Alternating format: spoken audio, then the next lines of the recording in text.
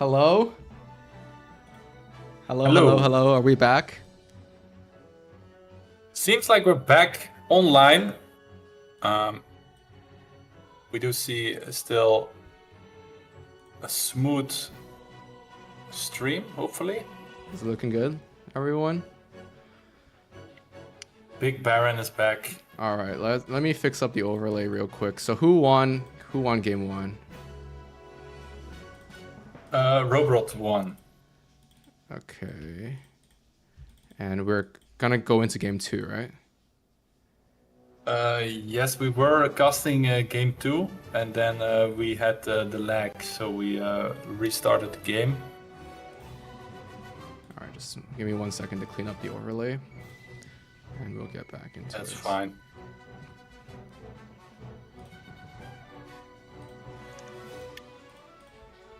Yeah, so Ezad posted game 2, and both of the players are finished with game 2. We don't know what happened.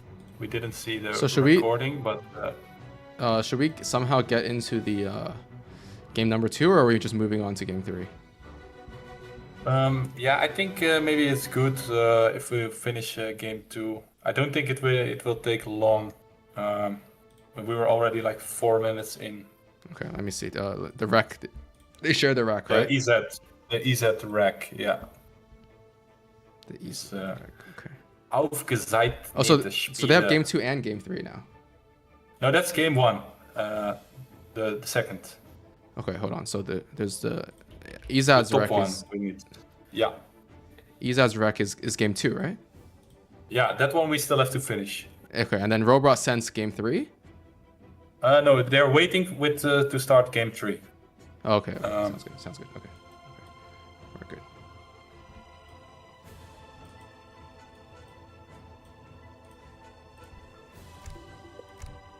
So I think at this moment the score is tied, if I'm not mistaken, Baron. Bigs take 1 game, SKG lost 1, so now they are tied, right? No, now Bigs are ahead by 2 points right now. Okay, yeah, Bigs is ahead by 2 points. So yeah, he still has the pressure of his team on his back. Rohbrot playing a little bit more freely. And yeah, hopefully we see a great finish to game 2. Yeah, all right. Let's head right into game number 2. So here we had Ezad as India. Yes, exactly. And Rohbrot as the Brits. All right. Yes, and we were like minute 4.5 basically. A little bit further, but then yeah, the stream was lagging again. All right, so let me get caught up on what's happening while we're going. So we have Brit, pretty standard deck. He does have Virginia Company and 10 spies for some reason. I'm kind of surprised about the spy shipment against India, which generally isn't really known for making mercs or anything. But no, he also had spies in his last game deck, so maybe that's something. Yeah. All right, we do have an Agrifort here, and yeah. I say generally in this kind of matchup, Brit doesn't want to stay too long in H2 because Ezad as India generally, they have like every type of unit combination they would want to make available in H2. They have skirms, they have musk, they have heavy cav, they have light cav, they have everything, right? While Brit is kind of limited to their longbow, musk, husk kind of composition. And so it's often advantageous for Brits to try to find a time to age up after holding potentially a timing from India or something. There is also a possibility of going aggressive yourself and forward and going for the forward base and timing the aggro, but I assume that maybe this is the plan that Rohbrot will go for because he's generally known to be a aggressive player. But we'll see what happens here. Yeah, and we see Ezad actually queuing up some Gurkhas here. So usually you see Seaboys, but he's actually predicting a Musketeer push from Rohbrot. So yeah, he has the 2 age-up Seaboys. They're just walking around trying to hit these British villagers, and yeah, that's the name of the game, I think, for nice for Ezad. Saving that Vil. And Ooh. yeah, He definitely Yeah. knows what's going on. Rohbrot gets his great coats very, very early. And without great coats there, that Vil would have died. So definitely kind of paid off already because great coats is only 80 food, right? So Yeah, it's great. He already saved the 100 food cost villager there, or 100, 140 is a manor, or how much is a manor? 140, yeah. Yeah. So yeah, we see two defensive barracks here from Rohbrot. He's making basically a Dutch town, but then for the British. And yeah, I think that's a great idea here. But we see Ezad, he's camping all these hunts. And yeah, Rohbrot has still like 1.5 hunt under his DC, but after this, he has to catch some bison out there in the wild. Yeah, I mean, this map generally has a very good first and second hunts. The issue here was that this third hunt for Rohbrot was kind of denied by the two Seaboys. That Vil was trying to herd them in, but was not able to because of this pressure. So it's actually not looking too great, the hunt situation in the base for Rohbrot. He actually just only has this one hunt in here. And Ezad is doing a very good job, kind of just poking around the outside perimeter of Rohbrot's base here and prevents him from getting out onto these hunts and herding them in. Yeah, he's choking him out of food. Yeah, there's a lot of food on this map. Like there's a hunt here, there's a hunt here, there's a hunt here.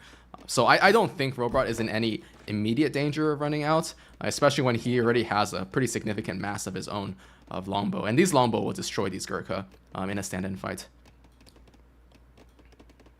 Yeah, exactly. And also the military pop is already looking a lot bigger for Rohbrot. Not only the type advantage, but also yeah the unit population advantage. He has 2 barracks, while I think Ezad is only producing from his Agra. So yeah, it will only get worse and worse. I think I saw some of those Rumalots, some of those delis running around in the map. So he has a couple of these Ottoman cavalry, which are quite good, I have to say. And it seems like Ezad still wanting to go for a fight here. I don't know if that's smart. Yeah, I think all he needs to do is wait for his timing. I assume Ezad is totally fine staying longer in H2. He's still making units. He's sending the 6 AZAPs as well. And I wonder if he's going to go for Tiger Claws. These units, I don't like them. They're not very good, but there is a timing with India where you can do pretty significant damage with Tiger Claws and these Delhi if you keep them alive. And just to double check, so he did build a Sacred Field because he was able to get 6 cows. On this map, there are only 8, right? So India in age 1 with their 2 explorers is able to get a huge advantage with these 6 cows. In fact, each of these are gathering 0.33 XP. So 6 of these is like almost 2 TPs worth of XP. Very, very strong. Damn, that's sick. That is sick. Very good XP curve. And yeah, every shipment is a village. Seaboys, massing Seaboys from his Aga fort. But yeah, on the other hand, Rohbrot, he has already 3 military production buildings. He gets 10 musketeers out, and I just have a feeling that yeah, Ezad is overwhelmed by this blue British mash. Yes, I mean, this is Rohbrot's timing where he needs to go for the opponent's base. He's shipping 6 musketeers as well, which will be very good. So he went for 700 wood, 600 wood, 700 coin, and 6 musk. Very, very standard thing. However, this Agra fort is doing a lot of damage. 25 bombard attack with 3, what do you call it, area of effect, and taking down one of these Brit Husks. These longbow are going to be a pain for India to deal with, although they do have a lot of Gurkha on their side as well. So 14 Gurkhas compared to longbow, and this is a pretty tough choke they're in. Like India can't really do anything except just back off a little bit, while all of these musketeers and longbows are just DPSing from behind. And this fight is looking, I think, pretty good for Brits. Although India, I don't know if it's enough for India to, to completely take down the aggro or force India all the way back, because their reinforcing batches are coming in. 5 more Seaboy. These are some strong musketeers, better than these uncarded British musketeers as well. And now it's reversing, right? That batch of Seaboy coming in is kind of cleaning up Rohbrot, and I'm honestly a bit surprised here. British He's getting completely cleaned up here. The Aga is doing work, and he doesn't really kill a lot of units, but he makes them all of them low, and yeah, that makes for the Gurkhas easy picking. Oh, great Now pop we see as well. 5 and Hussar, He just calls it. 4 Soars. Hmm. That's a 1-1. Damn. Yeah, interesting. I don't really agree with. I'm happy we finished this game, by the way. Yeah. But continue your point. Yes, yes. Yeah, I mean, just to review what happened here, I don't really agree with Rohbrot pushing like all the way in behind his aggro. Like what happened was basically he was getting fired on by this 25 attack 3 area of effect cannon. He's getting these reinforcing batches of Sepoy very close behind. And I think he kind of just overcommitted it because for a while it looked like his mass was pretty decent, but the reinforcing batches are just so much closer for India. And I don't know. I mean, this choke was also ended up being pretty good for India, just allowing his Gurkha actually to do a lot of damage from the back line on the British musketeers. And overall, I mean, that was a very convincing victory for Ezad. He was just a happy little camper. It looked good, right? Like at this point, he is outmassing by 11 population. And then this fight, it just went so horribly because of the reinforcing batches for Ezad were just so much better. Yeah, bad pathing for the British units, I think. Definitely agree with Hazard's take. It is what Hazard say, like units, they try to catch up. The longbows, they really want to stand and shoot. They don't want to be walking forward every time. So yeah, Ezad, he was happy to camp. And beautiful Aga placement. And yeah, a great job by him. I was honestly surprised that he could outmass or like overpower Brits with. But yeah, I guess the Aga is not as bad as we thought. But yeah, great game, and we equalize the series here, Baron. Yeah, I mean, I think Ezad is generally even in the first game, to be honest, I thought Ezad was in a perfectly fine position when his connection dropped. So I don't know. I mean, I think Ezad is favored here, but Rohbrot's big fan of Rohbrot. I do hope he can take some games here. And I mean, he's doing a good job so far as well. So we'll see. So I would also agree. Stylistically, Ezad is favored. It's like he's more of a rock, while Rohbrot is more of a scissor. Rohbrot like to cut into enemies, while Ezad loves to wait for his timing. He's like a turtle, you know. But next game is gonna be on the Pomerania map. So that's also a ranked map at this point, if I'm not mistaken. It has is that the map with that North Island? Yes. I'm kind of curious what civs would be picked here. We have seen Spain and Lakota in the previous series. What other civs are pretty good? I think maybe even China is not a bad map on this civ on this map. But what are Ezad's main civs? I know he plays Japan. I think Japan is okay, maybe. But yeah, Japan could be really good if you start with those fishing boats. Maybe Portuguese consulate, send some more fishing boat. Just get that passive eco, like uncontested. Could be an option. If we think about Rohbrot, do you like this map for? Sorry, I didn't hear that last part. Do you like this map for Germany, maybe? I know he plays Germany also. I think it's fine. Yeah. We do see a lot of mines on this map, right? Yeah, I think it's fine for Germany for sure. But I don't think it's one of the best maps to pick Germany on, just because I mean Germany doesn't generally take advantage of water as much as some of these other civilizations, right?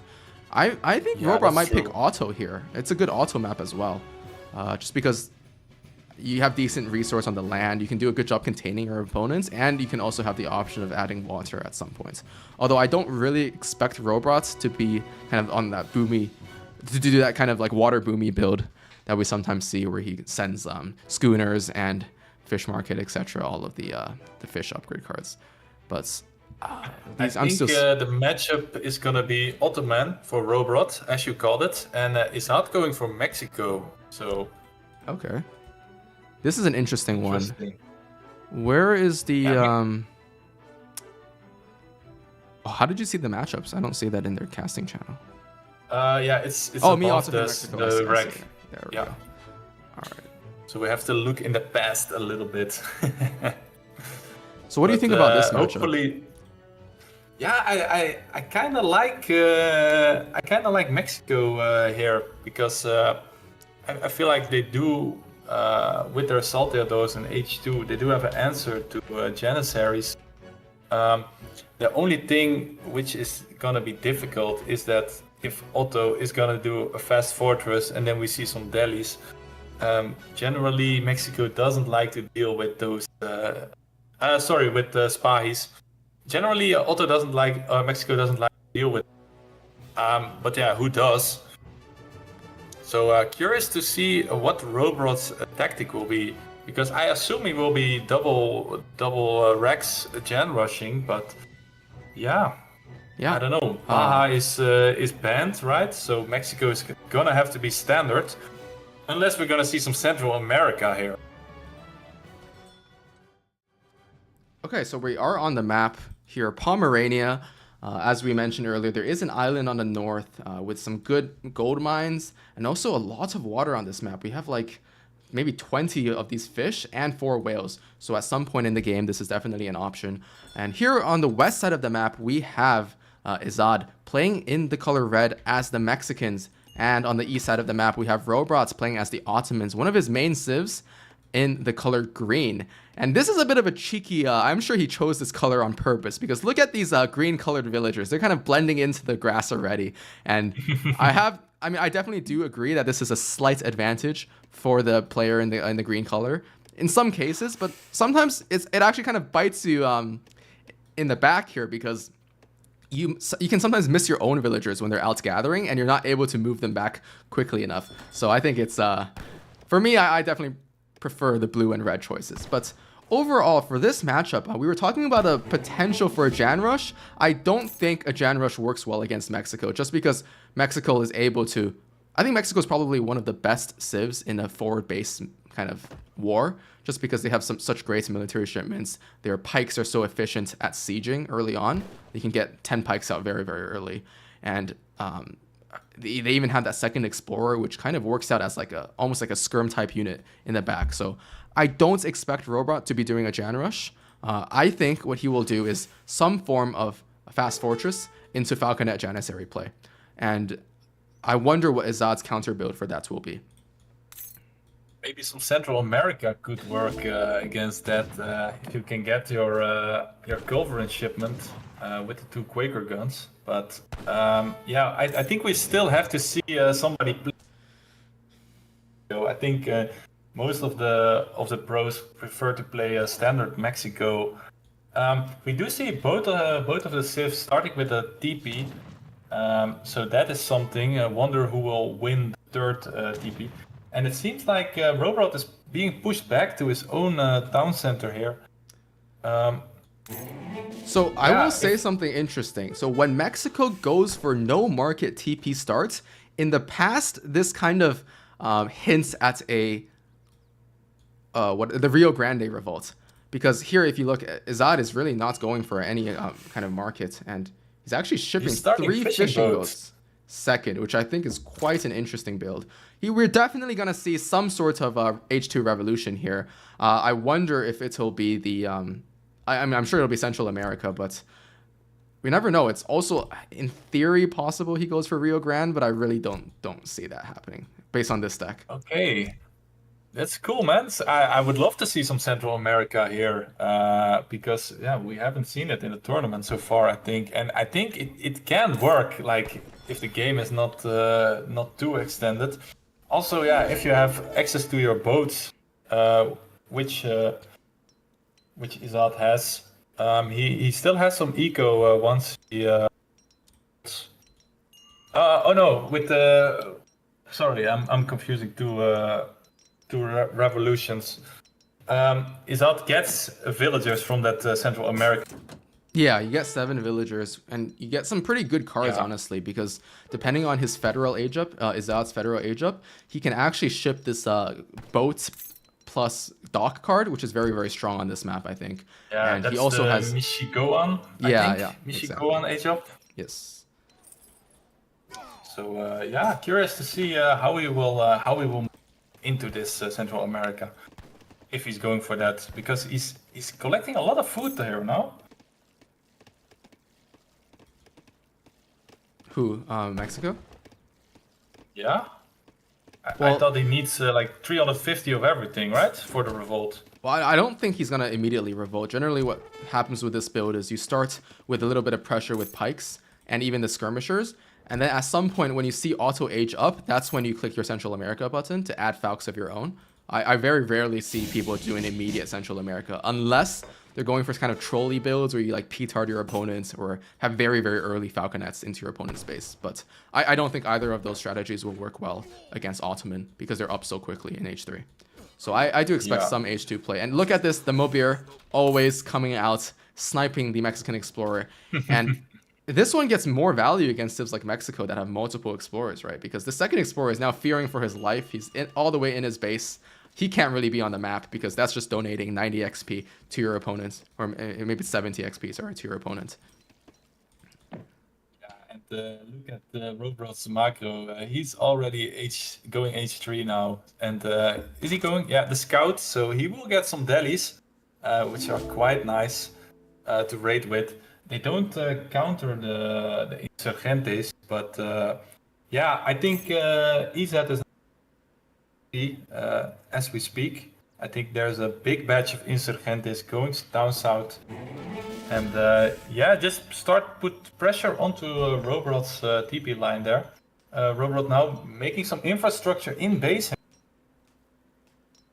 And yeah, we see some salteadors coming forward, trying to find if there are all Janissaries to snipe. But yeah, once they are overextended and the delis come, that's when they will have a villager there. Not so by Rohbrot. So yeah, Ezad with the pressure early. Yeah, definitely. I mean, this is pretty expected. And I do assume that at some point he will be going up himself into Central America. He shipped 700 wood on the ground. He's picking that up now. And now he's shipping 700 coin. And with this resource, he is going to be going up into Central America, I assume. Because he knows that Ottoman is FFing. He's scouted. They're kind of 700 coin on the ground, probably. And adding a Rax this late, you know that they're definitely going up to H3. Yeah, I see the Mabur like on the north side of the map. He's trying to sneak towards the Explorer, but the Explorer had his bodyguards with him. So the Salteador is protecting the Explorer. And yeah, we see these insurgentes, these cheap pikemen. They just love to siege. And look at that sneaky Mabur going in, going out. We see Rohbrot aging up, and this is time to move back away.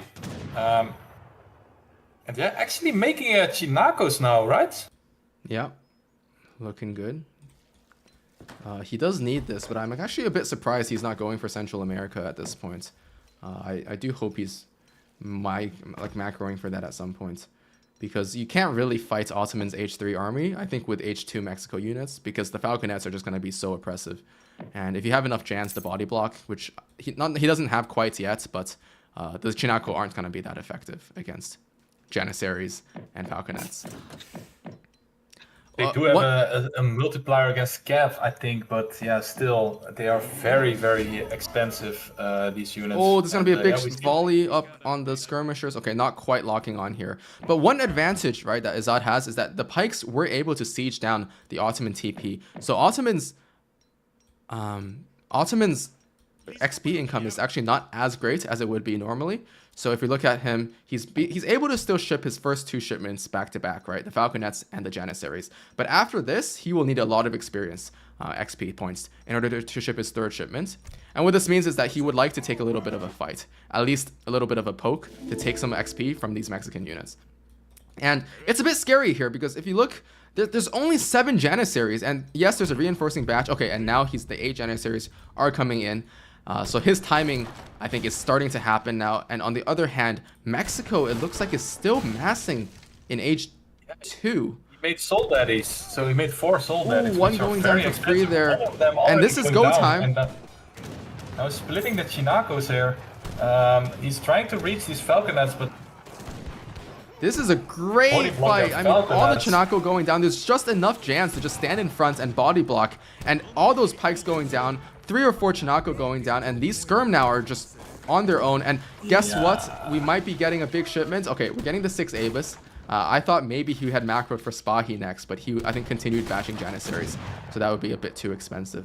But these Avis will do a great job deterring these Skirms. This is looking awful for Mexico. Oh, yeah.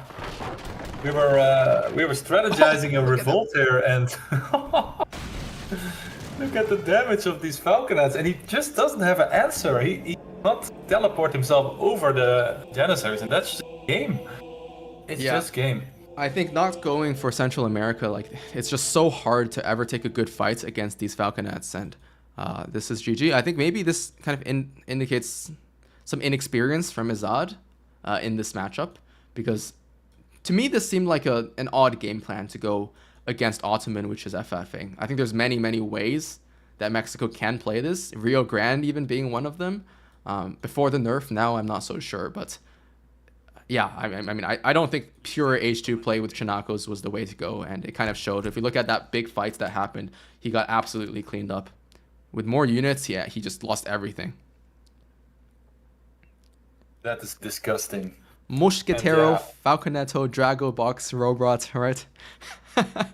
Yeah, Rohbrot honoring his clan, Muskfalk, and yeah, who would have expected something else, right? He just loves that Muskfalk.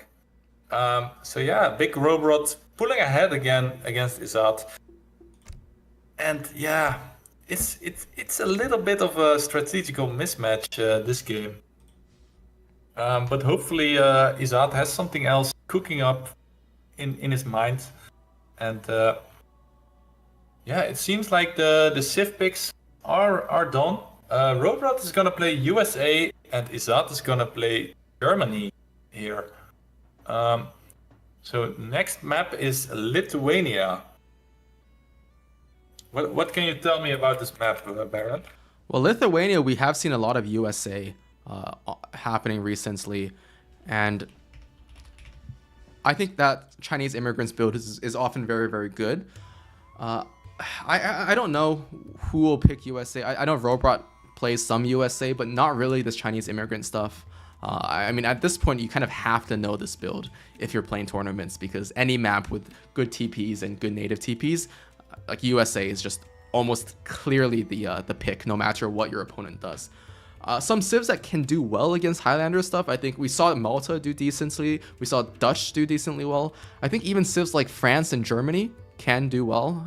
But overall, it's a very hard timing to beat or even to survive. And I'm curious what the civ picks are. And actually, I think we do see the civ picks. Rohbrot here picking USA. Germany. Yeah.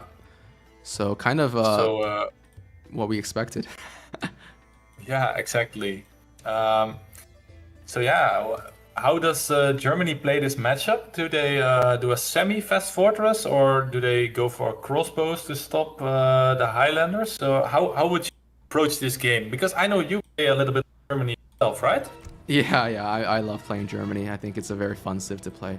It's pretty strong as well, I think, on the ladder. So it's always a good civ to have in your repertoire. But I think it's tough for Germany in this matchup because you have to play it pretty perfectly. You can play H2 bow pike rush actually with a tower rush, but I don't expect Ezad to be doing anything like that. Another option is if USA is going for the greedier variation of the Highlander build, where you have like the church card first and some bank stuff. It's possible Germany can naked FF, but I don't really know. I think they probably have to try to defend with to defend at least a little bit. It's very hard for Germany, I'd say, because once they get into H3, war wagons do very well against both Highlanders and Hussars, right? So if you can get out 5 war wagons from your stable and ship the 3, you're in a very good position. But the issue is that you're going to be fully idled as you're aging up, because that timing's gonna hit around the 7-minute 15-second mark. 7-minute 15-second. That's like the predicament. How are you gonna survive your H2? If you're gonna go naked, you're taking a lot of risk, especially against USA with this Highlander stuff. Especially on a map like this, you have so many TPs available. He will get 10 Highlanders for sure. Yeah, as Germany, you don't really have a way to deny those TPs, right? It's not like Germany can get 6 TPs or something.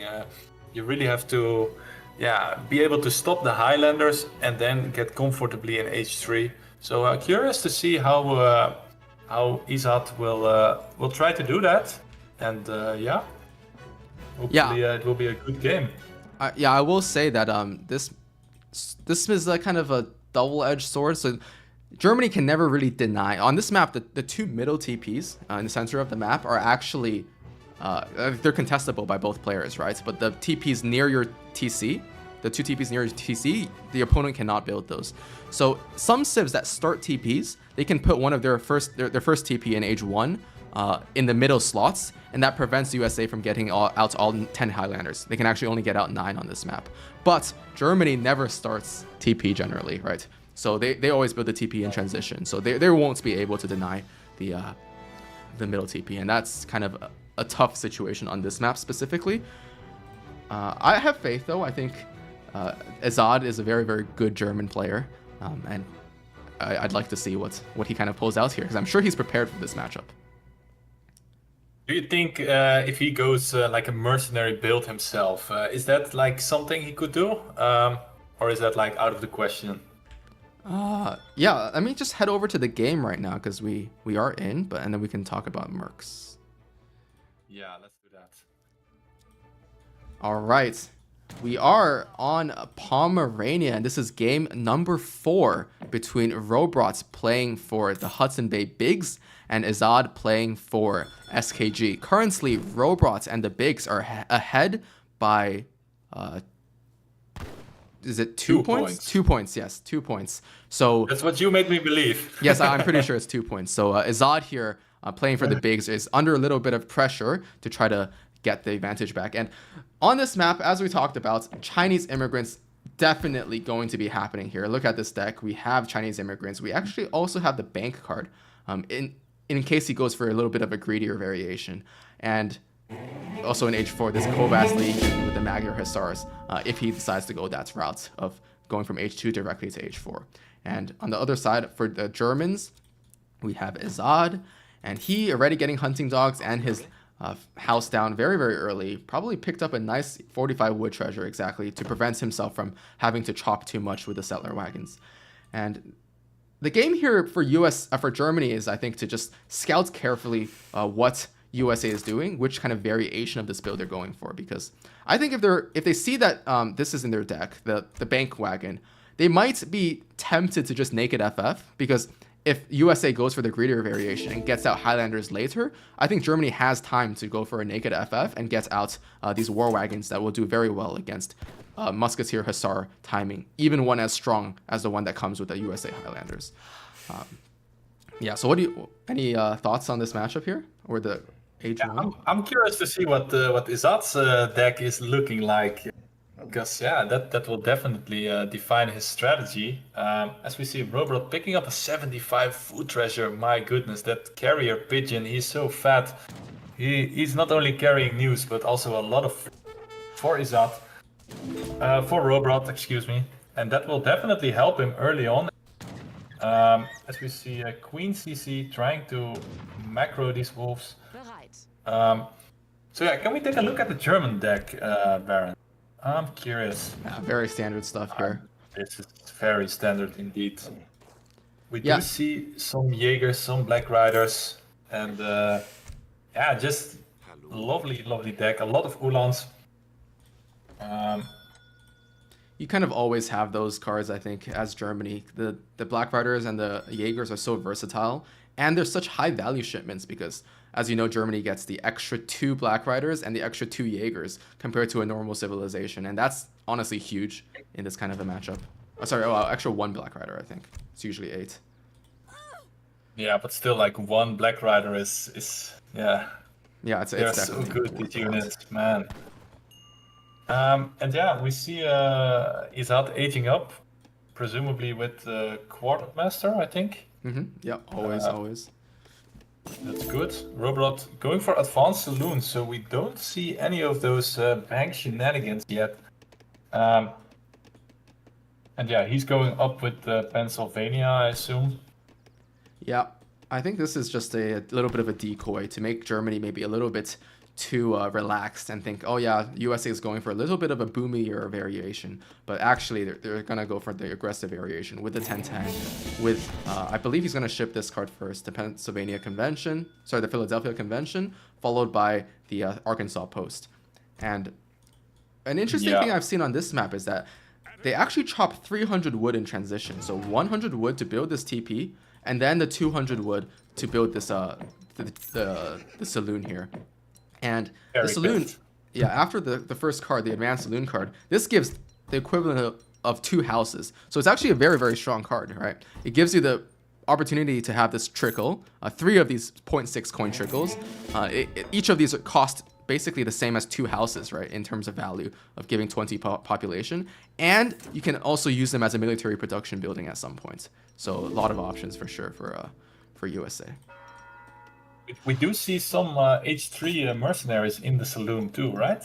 Which are the mercenaries that they have available to them? I think I saw the Fusilier and I don't know which other 2 I saw. Can you check that for me, Baron? Sorry, which one? In the saloon, which mercenaries there? So the Center Horsemen and the Sonata Riders. So yeah, all H3 units. So that's quite good. Maybe we'll see some of those later. Yeah, definitely. And look at the TPs on the map. Everything is coloring green. Rohbrot is loving this map. Beautiful Lithuanian map. And the next card will probably be those Scottish immigrants. Yeah. They will come to Germany to show who's the real mercenary king. I don't like this build from Ezad. I think this is the wrong response, because if you're starting so many pikes and trying to siege the TP, look at this. This has 3,500 TP HP, right? These 3 pikes are gonna take forever. You're not even gonna be able to deny a single Highlander from coming down. And actually, Ezad is even a little bit popped. He is macroing here to age, I believe, which is probably the right option, but I would have much rather seen him do a naked FF, because these pikes, I think, are just so ineffective. They're not going to be able to take down a single TP, and the Highlanders are just going to be in your face while you're kind of slowed down a little bit on your own. I mean, you could also think that the pikes are a distraction so that the Uhlans can come into the USA town. But yeah, I'm not sure how it will work out. Oh, he's actually making some Hussar himself, so that's good. So the Hussar are there to deal with the Uhlans. Yeah, and the Highlanders are out now. He did manage to get, I believe, all 10. Yep, 10 Highlanders out right now. And there's 2 options here. I personally, against Germany, want... I mean, okay, they've done a lot of theory crafting, so they probably know what they're doing with native treaties, but personally, I think in this matchup, you want to follow Germany up into H3 after doing some damage with this kind of timing, because I can't imagine you'll kill Germany off once they're H3 when they have all of their nice military shipments, right? So he is aging fast. He's going to have a shipment ready when he ages up. And these Highlanders aren't going to be that effective against H3 units like war wagons, skirmishers. And yeah, so I don't personally like staying long H2 against Germany as the USA with this build, but we'll see what happens here. He is fully idling the economy here. These pikes might actually be useful in catching these Hussars, and this is a huge catch. If he's able to take down these Hussars in time here, these Highlanders will be pretty naked if they don't have the Hussars to snare for them. And yes, immediately queuing a war wagon, shipping 3 war wagons, this is exactly what he needs to hold the timing. And if all of these Hussars go down, Ezad will not be in a good position. Sorry, Rohbrot will not be in a good position, but 3 more Huss coming in to reinforce here. And yeah, this is really the make or break moment, is how many of these war wagons can he get out. I think he needs 5 at least in order to hold this kind of a timing. Oh, and a settler wagon getting caught out. Oh, this is a horrible catch. I think he killed a villager here as well, so at least 3 villas going down. I don't think he will be able to get 5 settler wagons if his whole eco is idle. It's only gonna be the Well, 3 from the shipment and then 3 and plus 2 1. could be enough. Minutemen pop as choosing well. to get Minutemen. He's getting one more of these war wagons down here. He needs the TC fire, I think, the Highlanders here. Otherwise, it's not going to be the... okay, so 2 of these Royal Huntsmen actually doing some damage on the war wagons. But it's looking close, right? Another war wagon coming out. They should be able to kite these Highlanders forever. Another shipment now available. I would probably ship the skirmishers. You want them against the Highlanders here. They'll just do a lot more damage than the war wagons.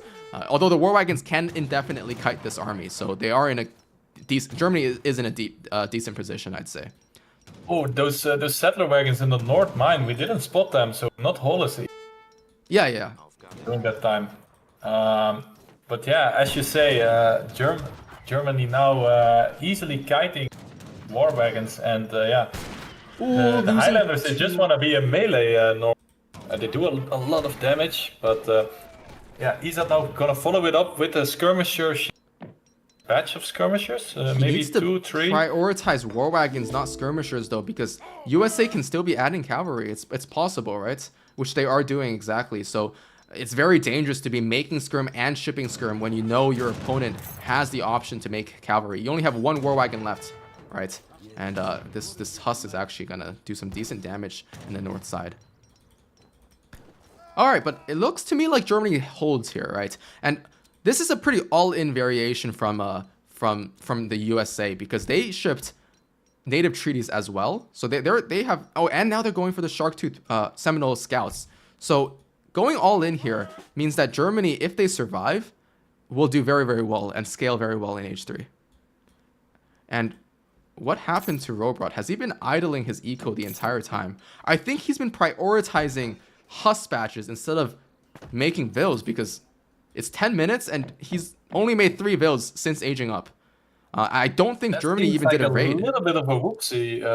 Yeah, he's not queuing vills. He's just going all in, making hussars. He's just buying food and then making hussar. But yeah, he was floating about 700, 800 gold there.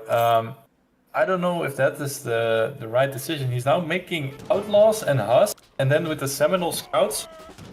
Very curious to see if this will work. I don't believe so. Well, looking at the score too, it's like 4k score lead for Ezad already. Yes. And these bows it's not looking close. Are high DPS, but they only have 16 range, right? So they will be able to be kited by these skirmishers very, very effectively. And what we see from Ezad here is that he's actually shipped, I think, 9 Ulans as well. Oh, no. Yep, it's coming in right now. 9 Ulans. Yeah. And they aren't going to be that effective yet, because we still have these big tanky Highlanders in the front line with 40% melee resist. But if he's able to focus them down with his skirmishers, then the Ulan will have free reign over all of this light infantry over here for green with USA. He's actually shipping the second batch of the Seminole Scouts, going full in on those native, and curious to see this type of USA build. And yeah, Ezad he's trying to find Rohbrot's villagers, but there is actually not any villagers. So I think he's also confused where they are. And I think Rohbrot is gonna pull the trigger once the Seminole Scouts come in. He needs 12 more food, so he's actually putting 3 villagers on berries to get his food for his Minutemen. Germany doesn't know this, but they don't actually have to push here, because Rohbrot is on such low eco. He is all in. Germany can actually just back up and wait for Rohbrot to push him instead. And here's a free hussar, I think. And is this go time? This is a great choke here already for Germany. And the Highlanders are getting focused down. The Ulan are on the Highlander, which is not exactly where they want to be, but Vet Ulans is in. The skirmishers are focusing down the Highlanders. The hussars are melting like flies, and Rohbrot is not doing a good job at all here, focusing down the war wagons. So the war wagons are just living forever here, and they're able to take down all of the hussars. The Ulans do eventually die. Their DPS down by all of these Seminole bows, but I think Ezad survives, and that's all he needs to do, because he is up maybe 3 times the economy of or maybe let's just say 2 times the economy of Rohbrot here. I mean, basically 3 times thanks to the settler wagons, right? But still, yeah. What happens to Rohbrot once this army dies? He really wants to finish the game with this army, but yeah. I don't know, Ezad now shipping skirmishers again? I would have loved to see another Ulan. Look at these Ulan. No, but there's just enough. There's 7 Ulan here, and I think that's enough to tank for long enough. And skirmishers, I think, are totally an okay play here because they'll trade well against all of these H2 kind of units. And that is GG. I think Rohbrot resigns. He knows his timing is dead. He knows he has no economy behind this. And I see Risotto here saying that he was never behind, though. This build is just nothing special. And I don't know. I mean, I think staying H2 against Germany with this build, I agree, is not the right play. But if you look at the like just how this build has been performing in tournaments, I think overall it's still been doing very, very well. Yeah, but Warsword also made the mistake, right? Warsword in chat was telling us that he did not even realize that Germany had aged up. So against Germany, you definitely should not be going for this kind of prolonged H2 play, I think. Because as soon as you finish this must-cuss timing, you need to be following Germany up behind. Yeah, I think you were spot on with your analysis. This this native follow-up, it really didn't do anything. And yeah, unfortunate for Rohbrot, Ezad now equalizing the series. And yeah, it goes to show that Germany can easily beat USA once they get them in their tempo. So yeah, good stuff by Ezad there.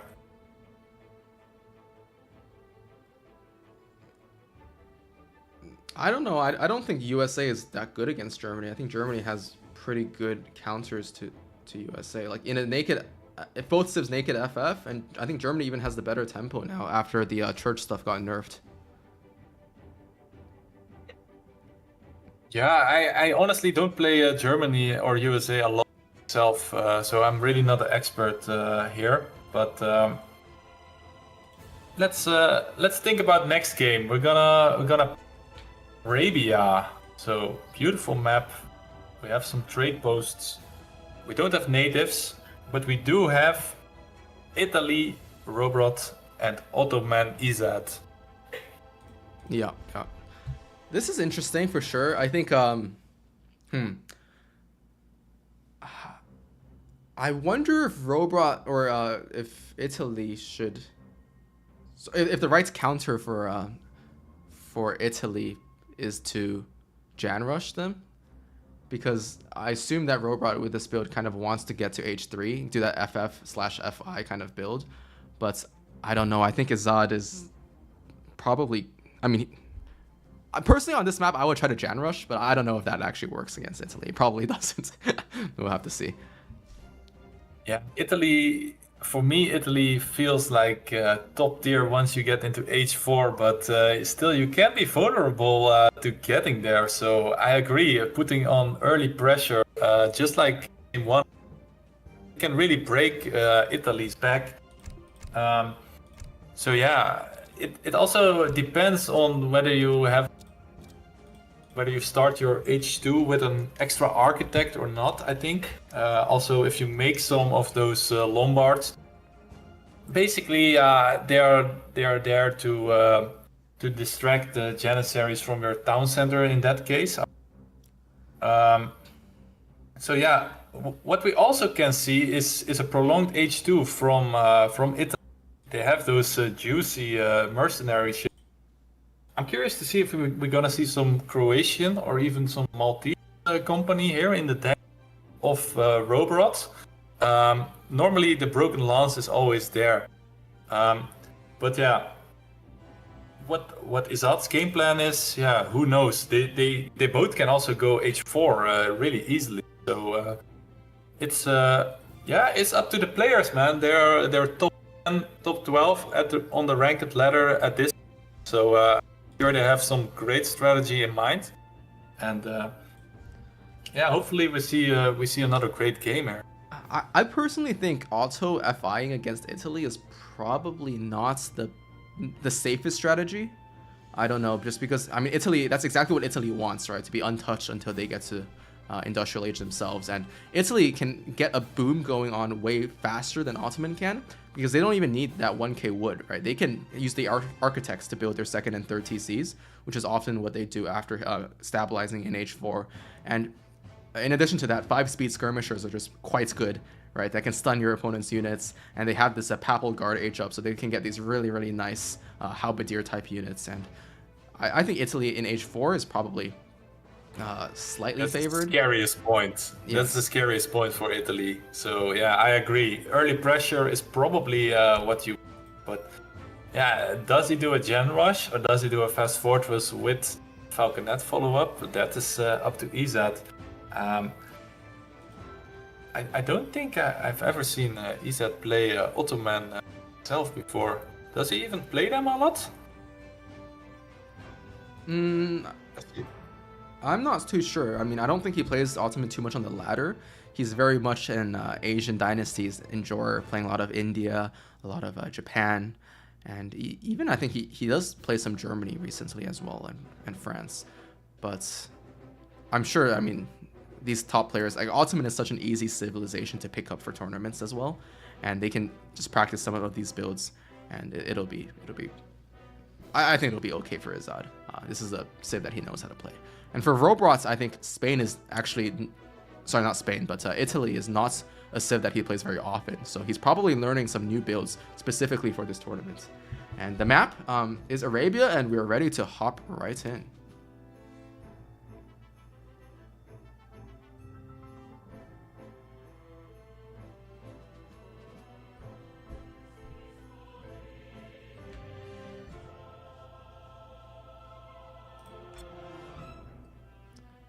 Okay, I'm getting corrected, and they're saying that we do actually know, Rohbrot does know Italy, so let's see.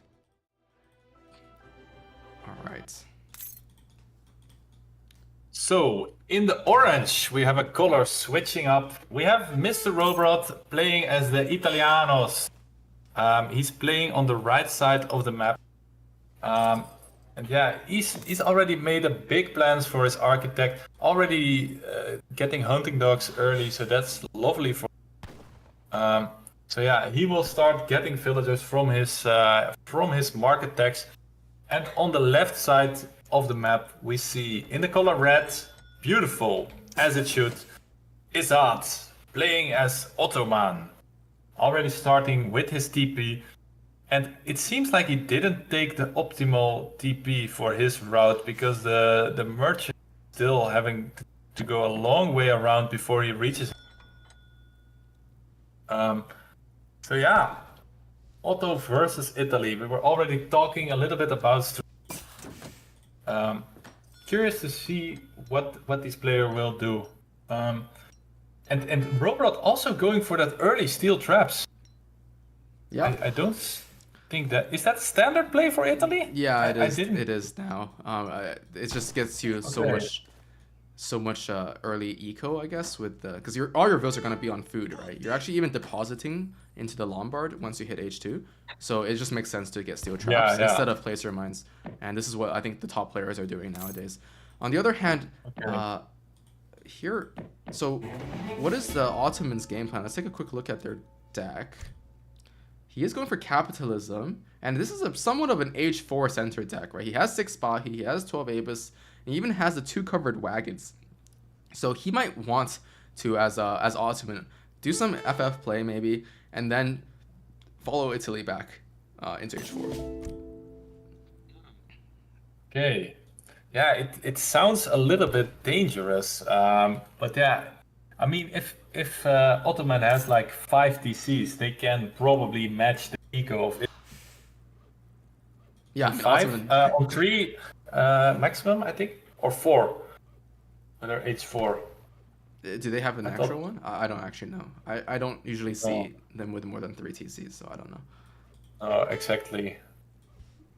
But yeah, let's look at which treasures they are picking up. So Arabia has like a lot of little treasures, right? They don't really have a big one, if I can remember correctly. Well, there's some big treasures in the middle, but I think one was taken up. I missed that earlier, but there is a 40 wood treasure. This map, I definitely agree, is not known for having the best treasures, but there are some good ones towards the middle and also even to the side here with the 70 XP here with the baboons. And I guess that's about it.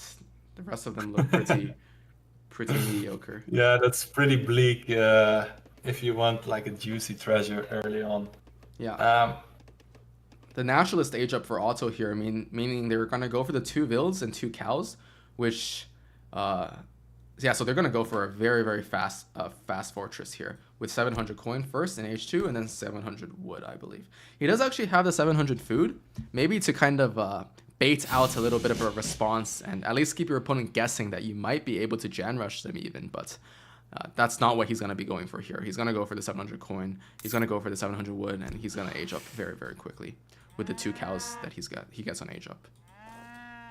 Okay, so he doesn't really have wood to build any infrastructure. He does make him a burr, which is quite standard, so he will go try to find the Italian Marco Polo. And Rohbrot starting with a Lombard himself. Maybe we can take a quick look at his deck, see what he's shipping at the moment. Was he already aging? Yeah. No, he's going to H2. Generally, I was like, is he already going H3? No. I mean, I think Italy is very slow in age 1 generally, but he is doing that 2020 build here, so he's going for the naked fast fortress. So, I believe he's shipping this Uffizi, and then he's going to go up without shipping 700 coin. Yeah, exactly. So he's gonna probably. I don't actually know exactly how this build goes, but I do believe that he can get the 1,000 coin just by picking up the crates and maybe doing some. Yeah, he's deposited food as well, so that'll give him a nice little coin trickle to get the remainder of his coin. Doesn't he need to put like a couple vills on coin right now, or he's just gonna deposit and then it's gonna trickle in? I think he's probably gonna deposit, but we'll see. I don't know exactly what this build is. He's making those architects right now, so he's spending some of that coin. Yeah. They're pretty expensive. That's already a difference with what Ezad was doing in game tech the whole time. So I like this adaptation from Rohbrot. You just go greedy and see where it gets you. Already getting advanced politics. But now he has to put some villagers on coin because if he has to collect for his age up.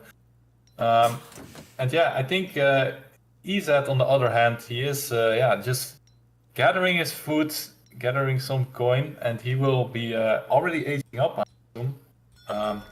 Let's look at what Ezad is aging up with. Is it the marksman? Okay, so he's going for the abusive gunners. Do you like that over the Cav? I guess it kind of depends, because we do expect Italy to be going pretty musketeer heavy, I assume, in transition here. Let's look at what Rohbrot is doing. He is about to age up here at a pretty... Is this a decent time? Yeah. I guess it's a pretty decent time, because he has very solid economy with how many... And he has that advanced politician too, so he's getting a fast age up. Yes. And he's aging with the marksman as well, which is the musketeers, right? I think that is the crossbows, the pavasiers. I'm not... I thought that was the adventure. Oh, no, you're right. You're right. Yeah, you're right. The marksman is a musk. So he's getting what, I think 9 musketeers or something with advanced politicians. I don't know the exact number, but I think it's about that. Yeah, and I think it's normally 6, but then you get half of your 9. Yeah. And this will be quite good. I mean, he has the Abyss gunners, I guess, are kind of to preempt these musketeers that he expects from Italy. And behind that... Yeah, they're almost already in the Italian base, I think. And behind that's 5 spies. Oh. Yeah, this is very scary, potentially. Exactly. Where is he going with these Abyss, though? I think Rohbrot is probably doing this kind of Spahi Abyss timing and then just going up to H4 himself. Let's take a quick look at his... that's what Ezad is doing. Let's look at what Ezad's macro is. Yeah, exactly. He's keeping all his vills on food. He's shipping 1k coin. So I think behind this little push, or a little poke of Spahi and Avis, he's just gonna age up. And even he doesn't even have to really do anything, right? Because these Spahi, once you hit age 4, they shadow tech and they become just incredibly strong. So even just keeping these alive and not even doing that much with them is actually totally fine for Ottoman, which I think is one of the main benefits of this build with shipping Spahi and then going to industrial yourself. Yeah, I was just gonna say that I would prefer for him to keep these spies in reserve. If there is a push, you have to. Otherwise, you can just chill with them, let them shadow tag, get your fat batch of spies, shadow tag H4, and that will become juicy. But it seems like Ezad was trying to scout Rohbrot's army. I think they're both trying to find each other's army right. Yeah. Even using one Musk to get his Explorer up again. And yeah, at this time, Ezad, is he gonna be caught out there? I think he's totally fine. No. Honestly, these Spahi, right? If you know the opponent's army is kind of in the middle of the map, these Spahi can be causing all sorts of havoc in the opponent's base, right? And we do notice that Rohbrot is actually running out of hunts, so he has not done the best job maybe hurting in his hunts, and his next one is all the way up here. So if Ottoman hits him with a hard industrial timing, he might not have the resources to kind of defend that without any hunts, which is really, really bad, I think, for Italy. Also, he made like a beautiful house wall, but he can also not walk through it himself. So he is like, who's locked in there? Are you locking him out, or are you locking? Yeah, and Ezad is halfway up himself. So this is very, very scary, I think, for Rohbrot. And look at him. Like, this is what Ottoman can do. You can age up with no military building at 10 minutes. And just naked, absolutely naked, just from the age up units and the shipments. And you're in H4, and you're going to be hitting them with all sorts of crazy military shipments. And is he aging up with the engineer or with the vizier? You always do the Grand Vizier, right? The Spahi are just too good. So with France, you age up with 3 Kurs, right? And these are veteran Kurs. And with Otto, you age up with 3 Spahi. Like, that is just an incredibly strong age up, I think, in terms of its value. Yeah, just 200 casual 225 health. Who cares? Just give Otto. Just give it to Otto, man. They're not strong enough. Also, shipping extra spies.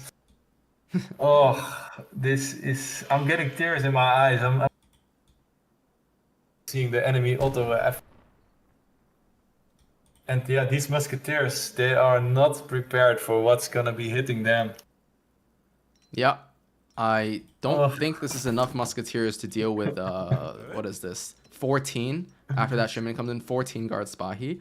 I think Rohbrot is about to get Rohbroted with pure cav. But we do have the, what is this, the Albanian company, I think? Albanian, yeah. Yeah, the Albanian company. So this is a good meat shield against these Spahi. So they might do a decent job.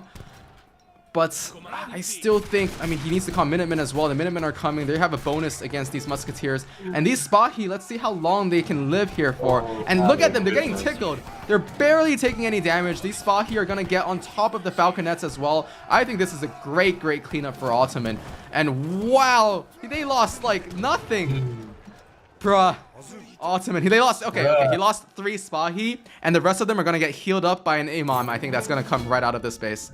So that is just Botto, pure cav. I mean, if I were him, I would bring these 2 low HP Spahi back to get healed up. Just because why not? I mean, you have the food right now. You have the mosque. Just train like 2 Imams. Get free 2 more of these OP units out, and you're in a good position.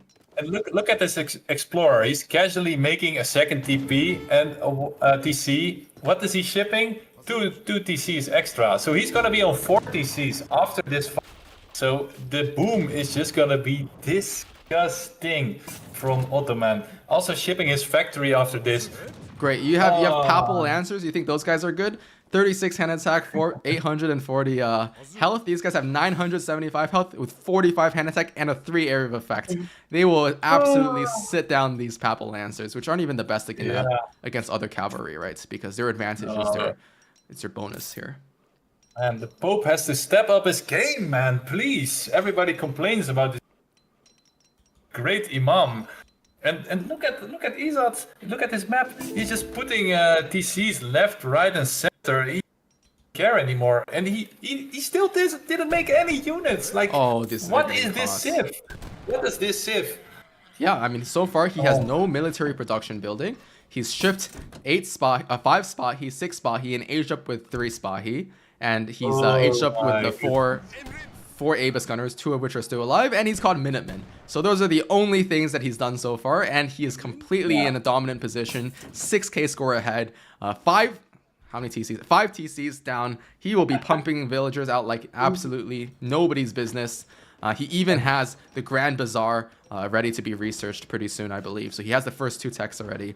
And I mean, he'll be up to 45 villas in no time. And guess what? He makes 4 extra TCs. What can he do again? He can call in those Minutemen 4 extra times again. And these are not normal Minutemen. They are Bashi Bazooks. Disgustingly strong. Yeah, this cleans. And this will clean up here, I think. He just calls the Bashi Bazooks. They just shoot. And then the Spahi probably can go in and do a good job.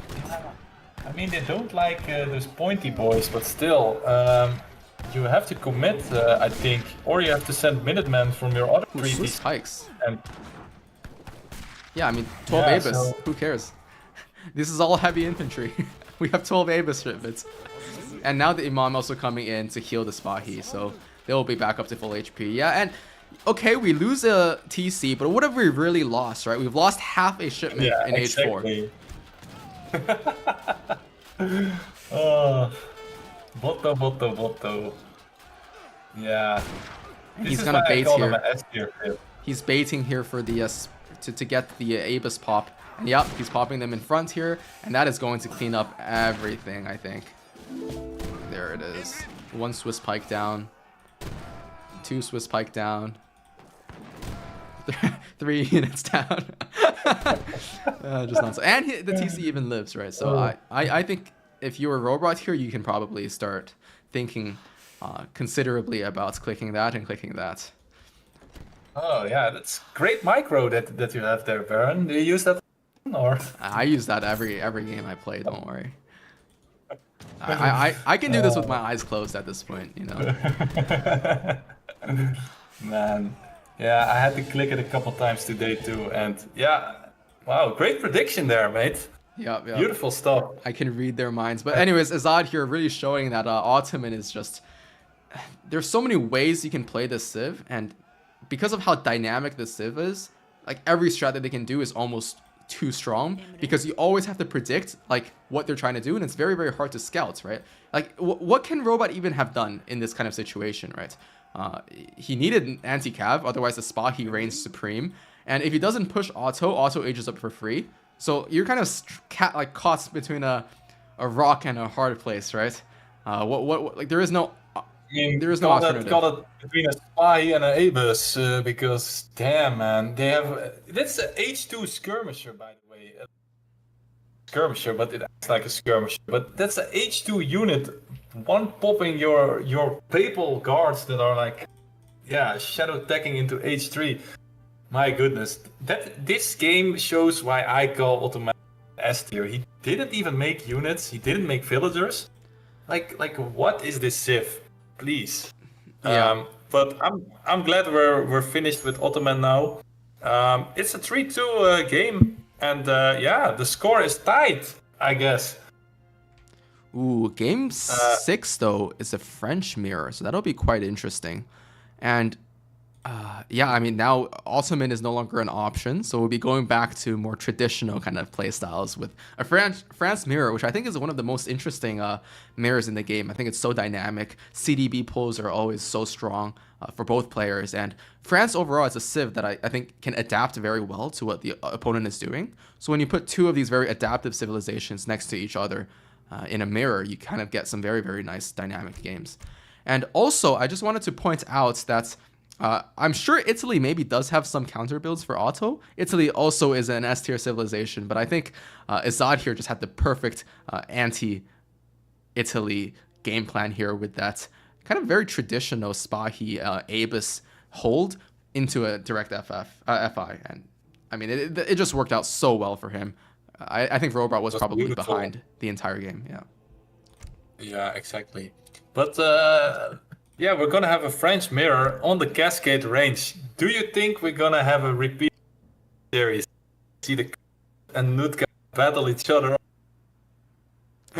I'm curious if we see any of these players going for natives.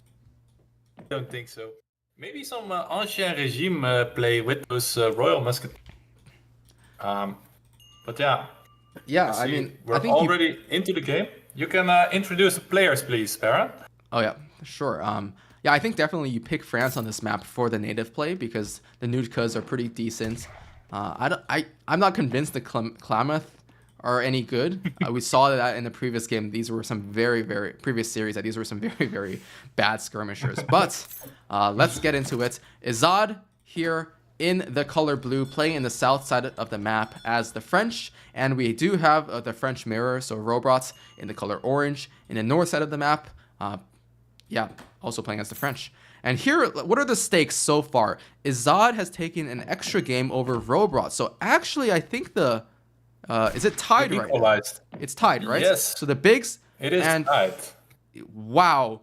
So this is gonna be a very interesting series because if it's tied right now, the next series that's gonna happen is gonna be between Lucas L and Dennis. And I don't know what to predict, but I think Dennis might be favored. Recently, he's had some very nice kind of DE style builds, and it might be kind of out of the comfort zone for a player like Lucas, who is very traditional. And so just to say, so Lucas is playing for the bigs, and SKG will be fielding Dennis. So if Ezad is able to keep the score lead or even equalize it, I think potentially SKG will be in a very good position in the next series. But don't trust my word on it. We're going to have to watch the GOAT, one of the GOATs, Haza, casting it after the next series. So, sorry, let's get back to this game. What are your thoughts?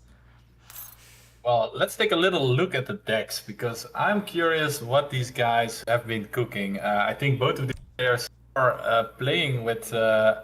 Oh, what is this deck? Wow. Interesting stuff. No Ancien Regime? Oh. This is a very curious deck for me. Napoleon guns, it says.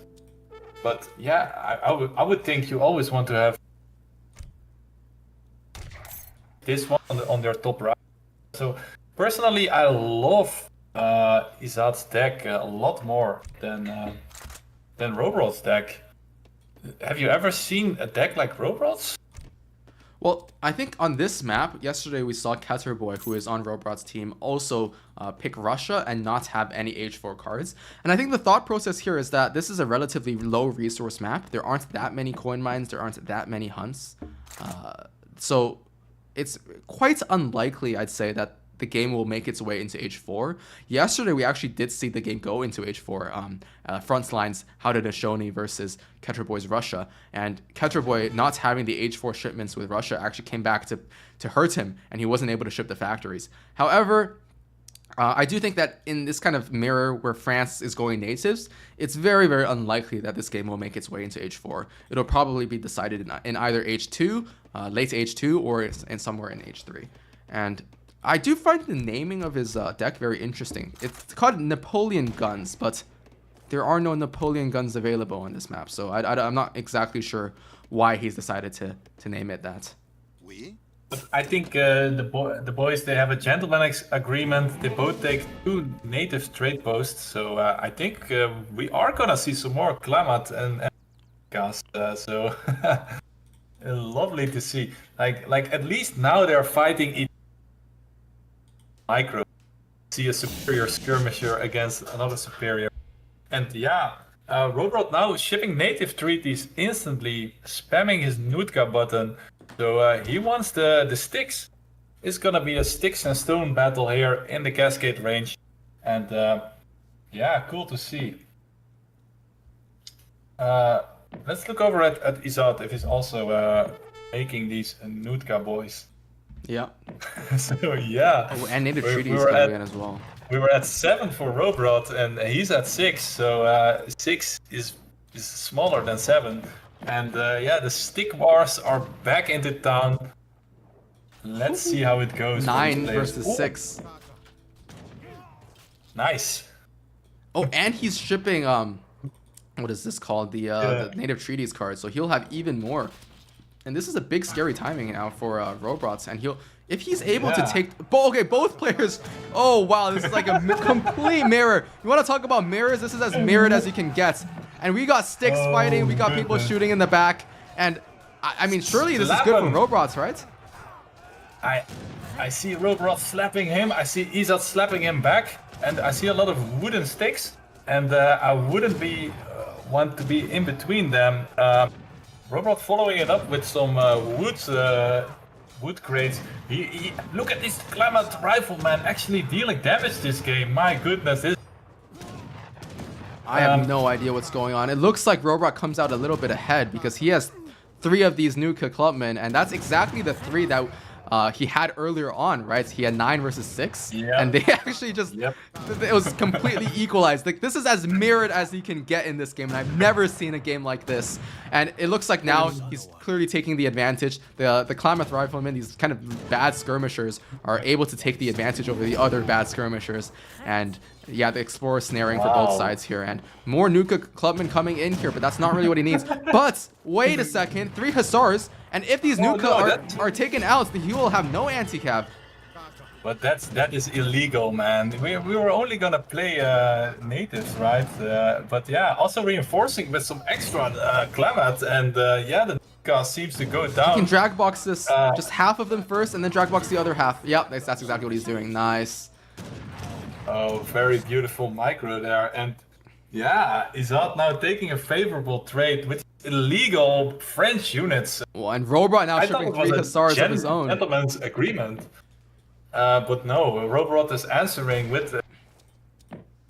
Ezad now going for a Bois shipment, so that's actually gonna give him a eco lead if this goes on for a bit. And yeah, man, this is... I gotta say, this absolute is cinema. The AoE 3. We have the exact same shipment order, the exact same build, the exact same units, like everything is exactly the same. Let's see. Okay, now Rohbrot has actually gone for the church, which Ezad does not have. So finally, we're getting a little bit of a break away from the theory here. Bringing the Lord to the Nutkas, and with the power of God in his hands, he will hopefully win. Oh, these Klamath skirmishers are getting caught out. He does have a couple stickmen here, but yeah, Rohbrot still having more in his hands, and he's slapping he's spanking these Klamaths, and yeah, they don't like horses. They're familiar. Yeah, they are having to run away. We see a Minuteman pull from Ezad here. Will it be enough? I don't think so. But yeah, look at this war. Oh my goodness. What a beautiful fight there from Rohbrot, and he is chasing these CDB Hussars. pull, and they will do very well against these Klamath Riflemen, although they don't have their market techs yet, so it's not actually as effective as you would have thought. And now these Nutka Clubmen, though, they will do a good job against these CDB because they have melee they don't have any melee resist. And wow, look at all these units just flooding in. The Minutemen have gone down. The CDB are getting kind of slammed here, and it's not looking good at all for Rohbrot. Of course, Rohbrot having the drag box. Ezad pulling all of his CDB in here for the fights, but still, okay, finally Greatcoat's coming in. So now these CDB are getting a little bit more scary. And if we take another look, also Blunderbuss coming in, and he will be able to deter that with his massive CDB. But every single CDB right now is getting pulled. This is his, he's just going straight in. Like, how many... Okay, he has 6 left. He has 6 left in his base, gathering food. I hope Rohbrot is also coming with the CDB, so this all or nothing fight in the middle. And come on, boys, he's still gathering fight here. It out. But I think he should move these. Yeah, I mean, that's the issue, right? With these melee units, CDB actually aren't the best against these melee units. So it looks like this is gonna be it's gonna be it. Ezad's Coureur de Bois have been very bad boys, and they've been spanked here all game long. Beautiful cinematic piece of art. Wow. Yeah. Wow, that was I was joking beforehand, like we're gonna units again.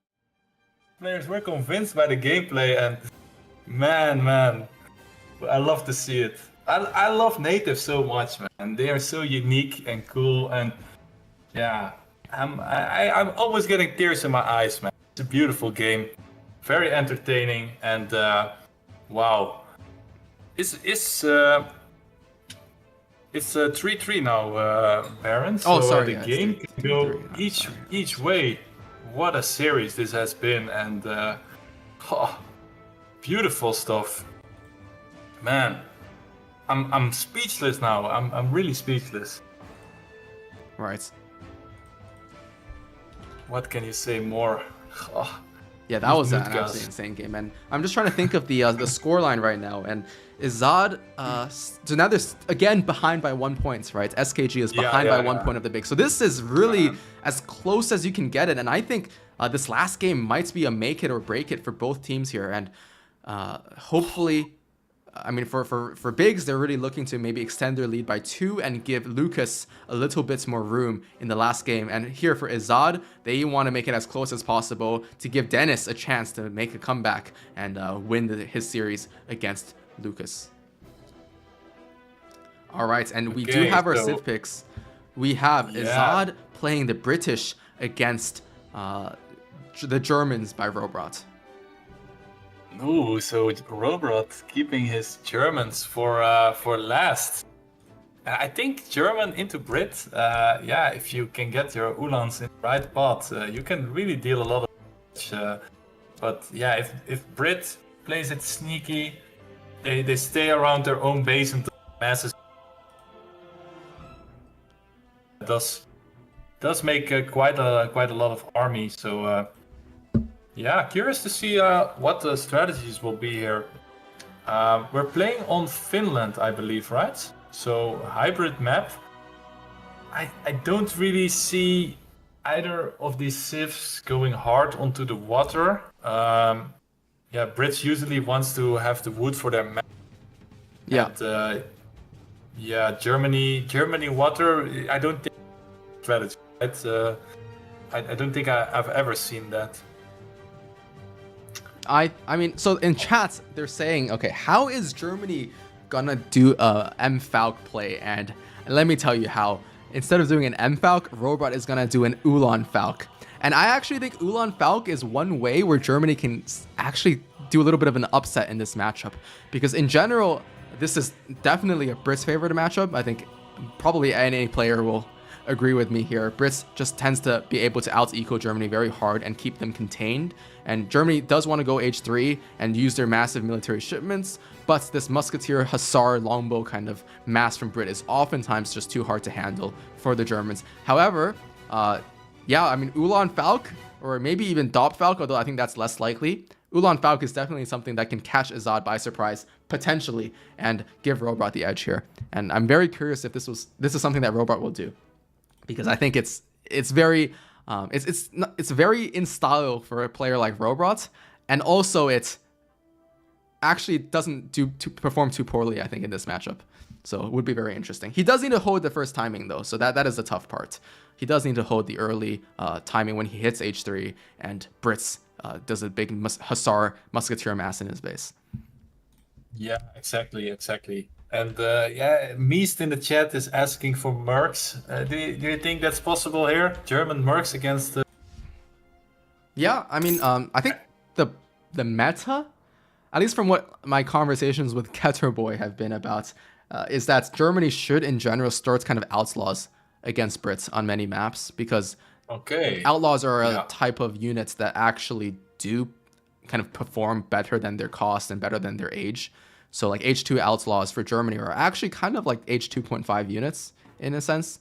And they often also complement Germany's army very well. For example, on some maps, these Renegado or these like kind of skirm type units are very, very good and will do well against the Brits musketeers. And then there's also these the potential for, I think on this map you have the Daredevil and the Highwayman. Okay. Highwaymen, yeah. Highwaymen are also very good. I mean, they're kind of like a goon type unit. We do see some players like Ertuan on the ladder, like kind of maining Germany and doing almost exclusively these these Merc / Outlaw type builds. But I don't think that's the Rohbrot style. I'm gonna stick with my prediction of him going for Ulan Falconet, and that would be really, really funny if it works out. Yeah, I'm excited for that. That sounds really juicy. Something I've never seen before. One thing, if he goes outlaw, he can like he can stand switch with his Cossacks, and then they are basically a musketeer, right? So then he could do an outlaw Musk Falk. I mean, it sounds very expensive. So yeah, I'm really excited, man. Players, it's a 3-3 game. This is really where they can say, "Hey, I've won my final match, guys. I've won my series." So for them, it's not only, it's not only for the team, but it's also for their own. These players, man. As I said before, top 12 on the ranked ladder now, top 10 on the ranked ladder. Yeah, it's just so close. It's just so close. I really cannot say like who's gonna win this game, the final game of the series. I'd always put my money on Brits in this matchup. I think they're favored, but I am not saying that Germany is out of it. They're a very, very good civilization as well, and I think there's plenty of opportunity for counterplay here. So, all right, we are on the map, so let's head right in. All right. Would you like to do the intros on this one? Our final game of the series. Yes, I would love to do that, Baron. Thank you. So we are on the beautiful peninsula of Finland. And in the south side of the map, in the color orange, the color that brings him luck, is Mr. Rohbrot playing as the Germans. So the Germans went a little bit north and tried to conquer the wilderness of Finland. But of course, their evil arch enemies lying in the north. The British, they were already there and they are already building their manor houses, getting some more settlers over. And they're also not letting Finland go. So Ezad, we have here, playing as the Brits in the blue. Unfortunately, not red. I always like red. But yeah, he's starting with 2 manors, so pretty standard stuff. And now looking around the map, trying to find some juicy treasures. Well, you opened the deck of Germany a little bit. Seems like the wishes of the chat have been granted. Baron, what do we see in this deck? Yeah, this is a outlaw build, and this is a heavy outlaw build, I might add. In fact, I think he's gonna go very, very extensively into these either probably highwaymen, because this team cavalry attack cards benefits the highwaymen, and he doesn't even have the age 3 cavalry combat card. He does have Pandors, which I think is a very good shipment against the British, because that's the only way you really like win outright a ranged fight against British with their longbows. So I'm very excited. I think he will probably go for this kind of H2 outlaw play and transition into an H3 merc play with Jaegers, Pandors, Black Riders, and all of these spicy German merc shipments in H3. And yeah, I mean, I think, again, right, Ketterboy is on his team, so this is probably what he recommended in this matchup, to go outlaws. And let's take a look over at Ezad's deck. I'm curious probably some standard stuff, right? We're not gonna see GMT. No. Just standard. He does have some water defense cards. I mean, yeah, they're kind of redundant in my eyes, unless he wants to deck into a dock himself. But still, he's now setting up his base, and I already like how he puts his manors. Like, he puts them a little bit forward, making a little wall, because he knows within the next couple minutes those dirty Germans will come over with their Ulans. Time to act. So he's actually setting up his base quite smart, trying to get vision from his buildings before his villagers are exposed. Now even walking further forward. So what is Ezad aging up with? Is it the governor, or is it? Yeah, I mean, I think you always age with governor, right? Yeah, the 200 coin in the tower are very, very good. And here, he does have the market. He is gotten what's the first one called again? Is it not chainsaw, right? No. I'm like blanking. We all know what we're talking about. He got the first market tag for the wood, and then I assume he's gonna get hunting dogs as soon as possible using the 200 coin that he ages up with. And what I predict is very standard stuff. He's probably gonna go 700 wood, 600 wood, 700 coin, and then go for some military shipments, and just overall do a good job containing Germany. And yeah, in this matchup, I do think Brits should probably add a stable instead of a second barracks as their second military production building, because having that musketeer hussar timing on Germany is so important. And let's take a quick look now at whatever Rohbrot is doing. He is aging up a little bit slower, queuing up all these villas, which is, he's going to have to cancel one of these in order to send his 3 settler wagon shipments. So yep, that's exactly what he does. And he even comes in and gets Greycoats very, very early. So I wonder what that means. I mean, you called it before in the series. He always gets great goods. So yeah, a man doesn't change. And yeah, he needs to build a house because he's pop capped, and he's making the Ratskeller. So that is the basement of the rat. And he's gonna get some juicy outlaws out of there. Wait, okay, I think he might be naked FFing here. He's gonna put down this church. He only put down one house, right? So he won't be going outlaws immediately because he's gonna get popped, right? These outlaws are extremely population-intensive units. And what that means is, with this church, he's gonna get his second shipment quite quickly, which I assume will be 700 coin. But maybe I'm wrong because he's kind of still... Okay, he is going into highwayman. He's starting with highwayman. But then he's not gonna be able to finish this batch at all. He's only gonna be able to get 2 outs, in fact.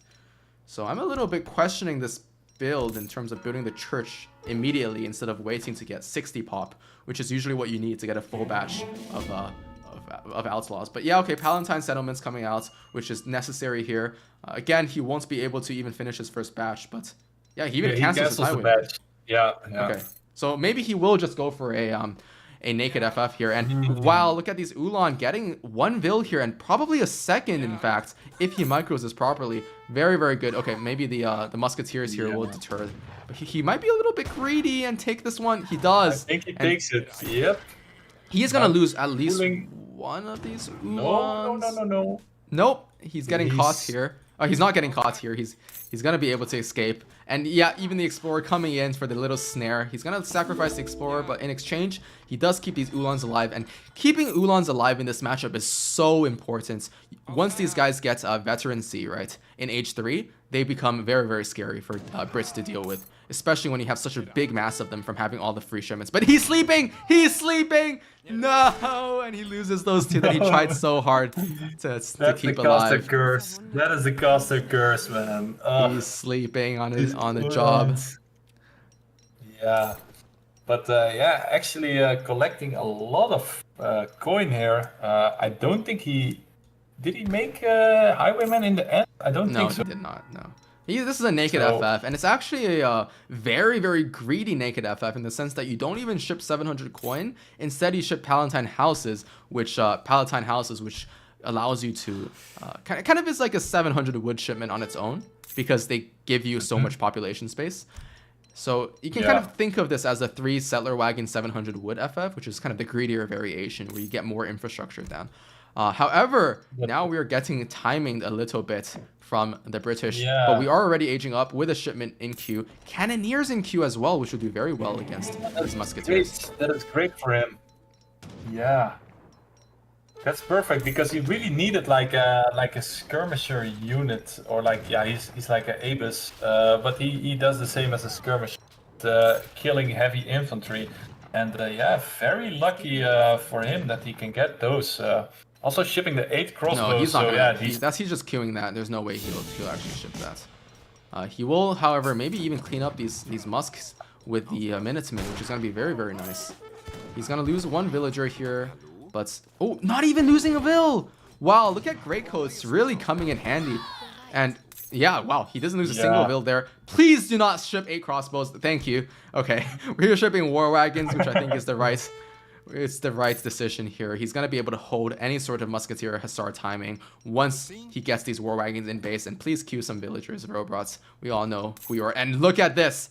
This is scary for British, because in H2, very few civs have what it takes to deal with these guys, the Harquebusiers, because they are these ranged cavalry, heavy cavalry that do very well against Musketeers. So, yeah, if he can get enough of these out, I don't think Brits has an answer to them in H2. And here, he's kind of baiting them in with the Abyss guns, because he's going to have these 3 war wagons and 3 Uhlans pop on top of everything, and these Hussars will melt immediately. However, this is a lot of Musketeers. Yeah, I was gonna say, the mass is looking kind of scary for Germany, not gonna lie. Just sell your food and get out, finish this match. Sell the food, come on. Come on, you don't need He's 3 queuing bills. up more.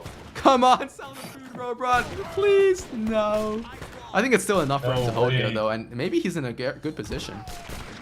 He's just casually tanking some musketeer shots with his saddler wagon. Yeah, 30% range resist, very good units. 400 HP as well. Like, look at him. These musketeers are never gonna kill them. But one Hark is going down, and that's a 330 cost unit. Yeah, the saddler wagons, they are tanky, but they cannot keep tanking. And yeah, he needs a form of income. So yeah, all of these villagers on foot. He's not really abusing his market. But look at this pop. Shipment. 5 cannoneers, 8 skirmishers, and he has to back out. And I think Germany is in a great position here. The Hark and these Uhlans are going to go snare everything. I think you should just keep these war wagons alive. They don't need to die to these, what do you call them, these longbowmen or these musketeers. Because, yeah, they're just going to be reinforcing Hussar batches. However, this infantry is just getting absolutely melted from the British side. And what is Rohbrot shipping next? I think he's macroing for Black Riders. Yep, that's exactly what he's going for. He needs the Black Riders, and Black Riders against Brits, another unit that they have a huge trouble dealing with in H2. And look at the score. Yeah, Rohbrot casually holding that British timing push. And is Ezad now stuck in H2, or what plan out of the situation? I mean, Brit is always stuck in H2.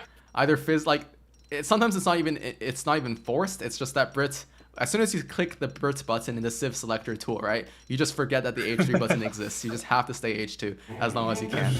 And I mean, but to me, this game looks very much in favor of Rohbrot right now, because he has just such high quality units now with these skirmishers, which are H3 of course, and these Black Riders, which will be very difficult to deal with.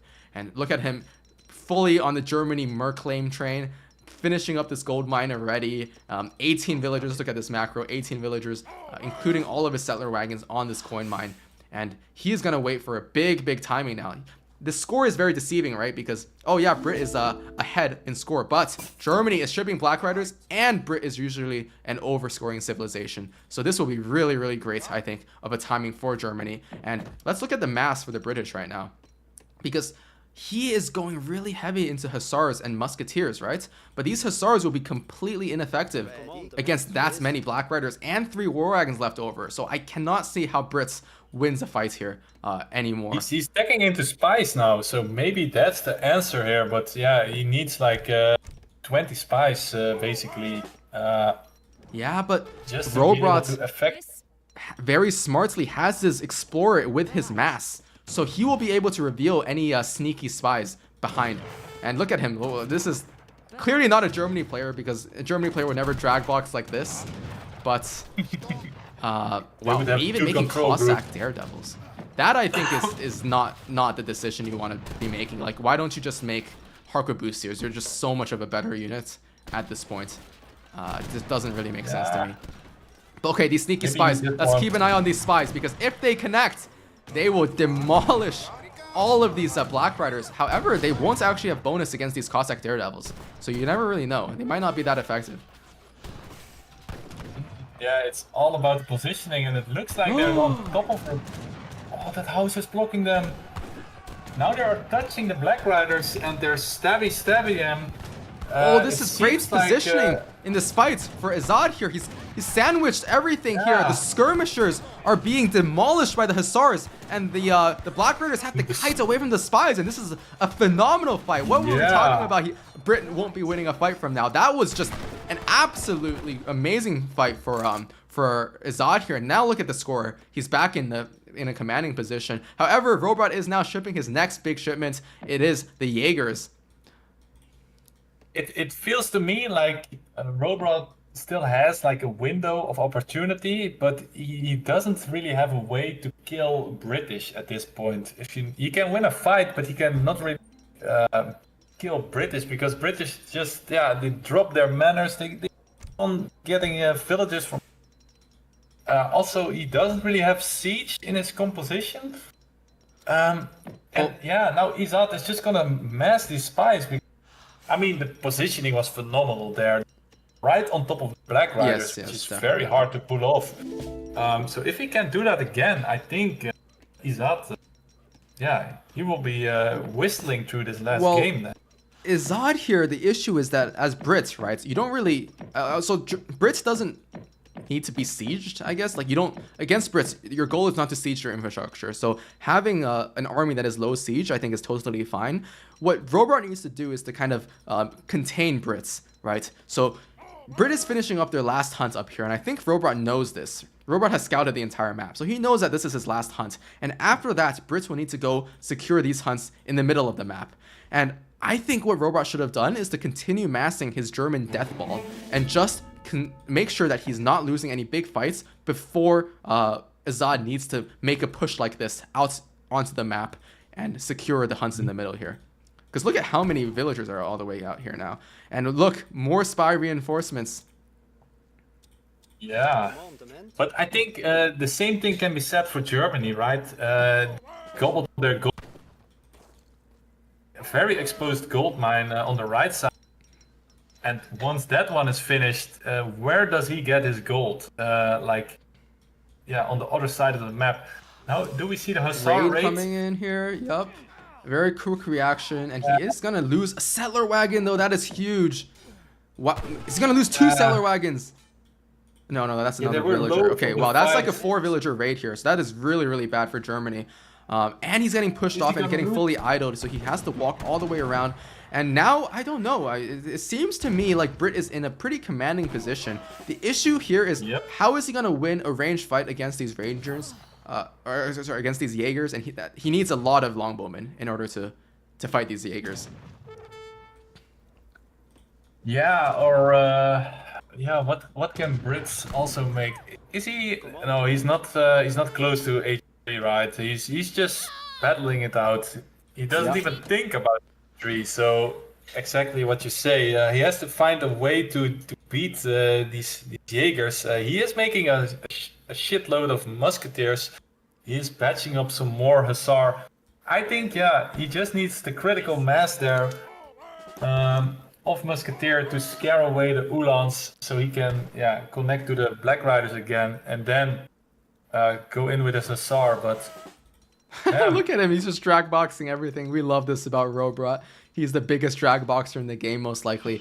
Okay, now this is interesting, right? I think what Ezad's plan is, making pikes and spies and musks and Huss, is he wants a big melee death ball where he's able to just crash into the German army. He's pulling his vills now as well, and all he needs to do is get the spies on the Jaegers. And if he can kill the Jaegers, he's in a good space. Look at the spies! They're on the Jaegers!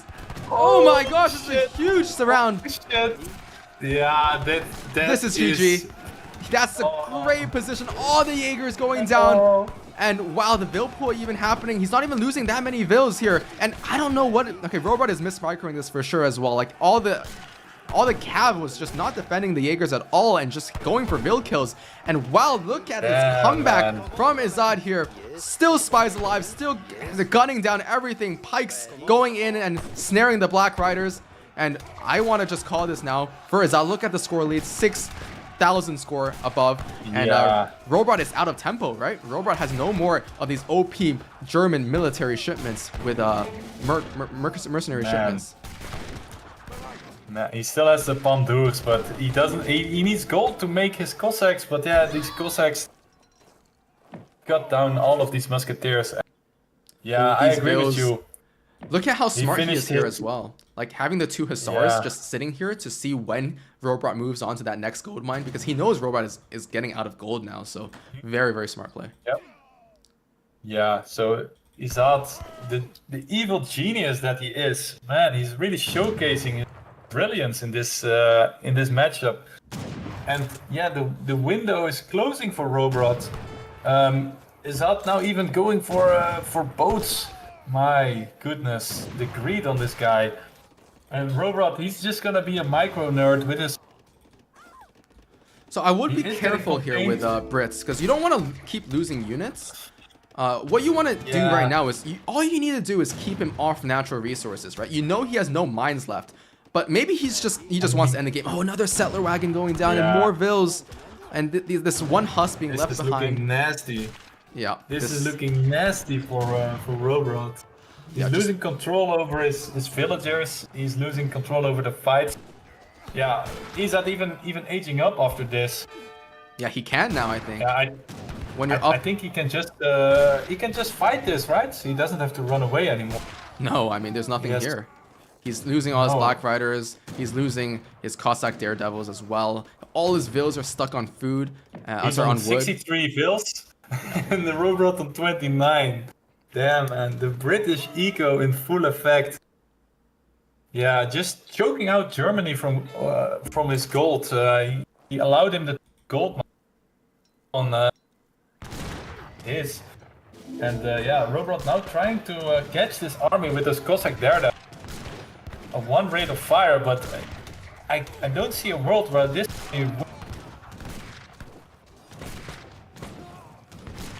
Yeah, this is he's typing in the chat right now and he's about to resign, I'm sure. GG. Yep, look at me go. I'm the prophet. Calling all the resigns on the dot. Yeah. Anyways.